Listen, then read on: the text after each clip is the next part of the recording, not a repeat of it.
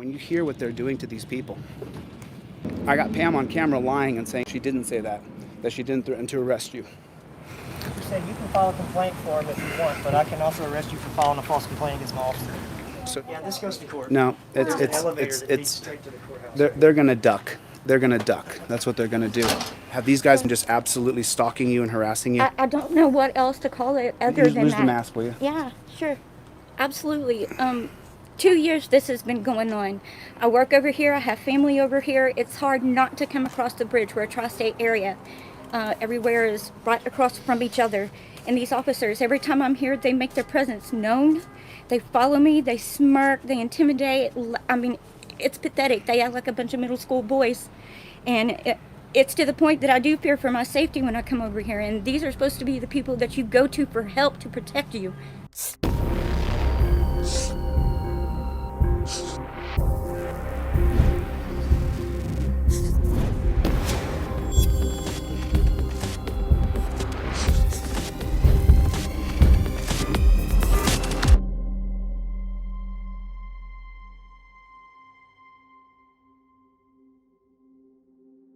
Tell them what happened 2 years ago. Just give them the basis of what happened. My fiance and I went to the dollar store when I had bag, hands packed full of bags, leaving the store, and I had his wallet in my hand. Well, I guess in the midst of putting the groceries in the car and leaving, I dropped his wallet. Well, I hadn't noticed it at the time, so I left and went across the street to the CVS. Once getting there, I kind of noticed across the street that a police officer has pulled into the spot that I just left. He was talking to somebody in a van, and then after we pulled out, he circled around and pulled into our spot and opened his door and reached out. And we didn't know what he was doing yet until she was like, the wallet. And I'm like, I don't have it. And we went to the dollar store, and the security camera showed walking out the door with it. So from the door to the car. Okay. So when we got in the car, it fell on the ground, we assume, and we saw him pick something up, so she went to the police department. Okay, and then what, you came right here? I did. I came directly here. I didn't know who it was, so when I came here, there was a gentleman here, and I explained to him the situation. I said there was an officer that was just at the dollar store. Could you please have him dispatched here? And he said, well, what for? I said, I believe he picked up my wallet, and I would like to get it back, and would like to do that. What does he say when he pulls in here? So he says, how can I help you? I said, well, sir, I'm pretty sure I just watched you pick up my fiance's wallet, and I thought I would just get it back. Well, I don't know what you're talking about. I don't have your wallet. I said, sir, you just left the dollar store parking lot, and I'm pretty sure you picked up our wallet. We'd like to have it back. And look in his lap for like 10 seconds, like he had to have been looking through it.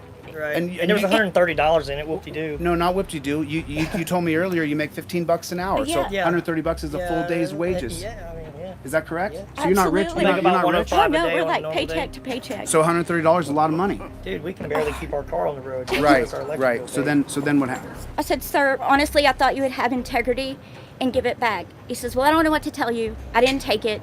And even if I did find it, there's not going to be any money in it.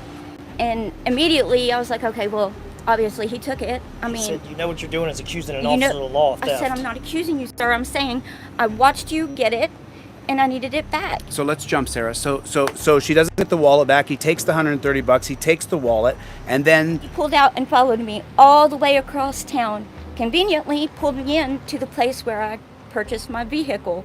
But he said his reason for the stop was that it came back as a tan vehicle. Okay, so this is the jalopy.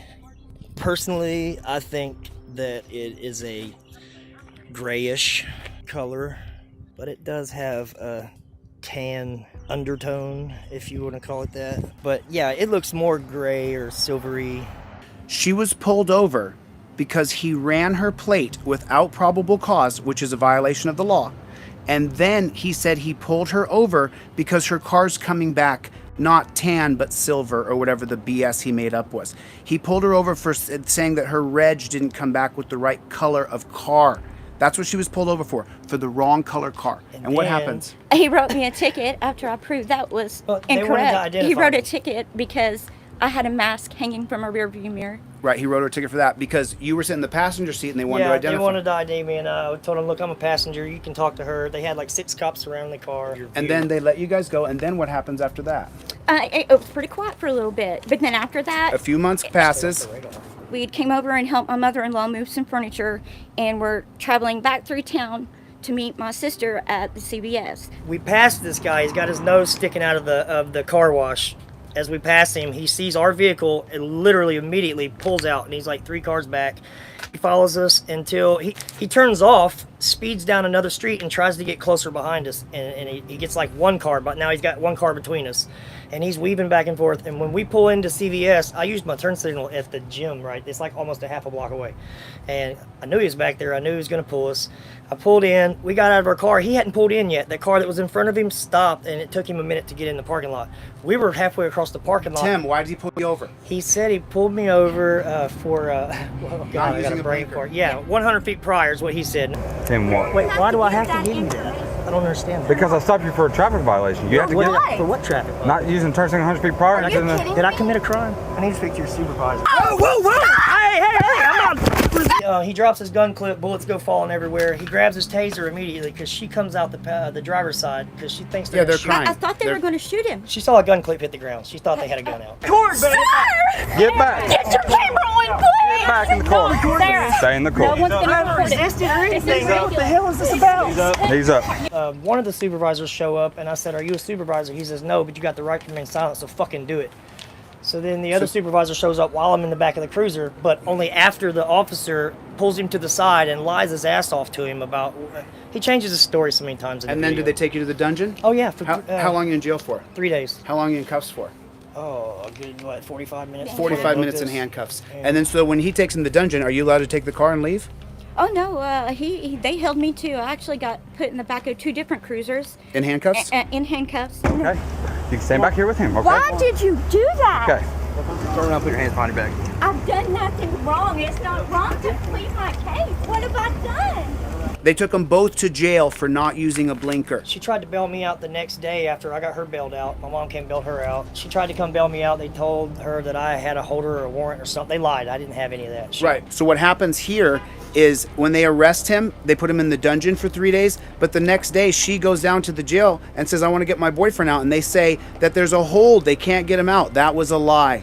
They left him in there just to leave him in there. Is that true? Absolutely. I think I said in the last voicemail to you that I'm going to teach more. I'm seeing it. The real problem in our country is a lack of education. You know, this goes back to that thesis that I studied, John Locke. Show me the character of a man and I'll show you how much education he has. It's the problem in our country is that no one knows anything.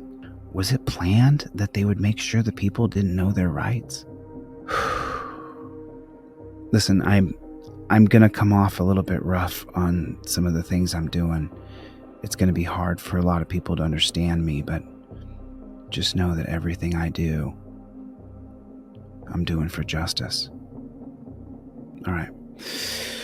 I gotta go. I love you, Mom. I'll talk to you soon. Bye. They pulled over twice for having the wrong color car, twice for no blinker, and they put them in cuffs and arrested them. You think that's appropriate, Pam?